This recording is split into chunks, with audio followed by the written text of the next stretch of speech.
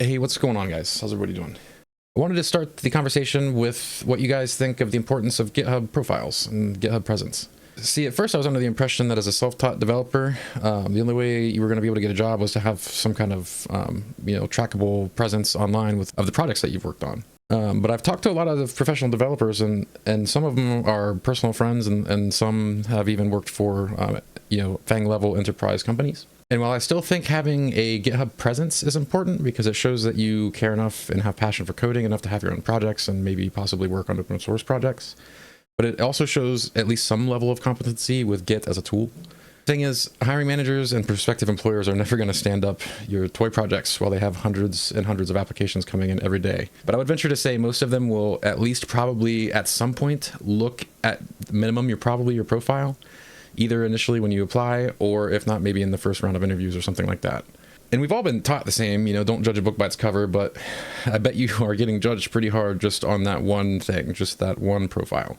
And they probably only spend about 10 seconds looking at it. And then they're going to judge you, based on that information.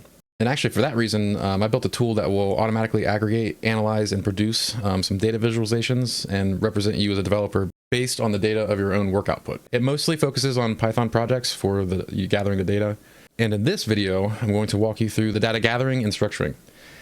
And then we're going to construct 2 of the visualizations in the form of plotly charts, because there's really no reason to go through 8 different kinds of charts when they're basically all kind of the same. And you'll be able to customize those to your heart's extent. But for those of you that don't want to continue pursuing the creation of this tool on your own, I also have an open source and free tool on GitHub.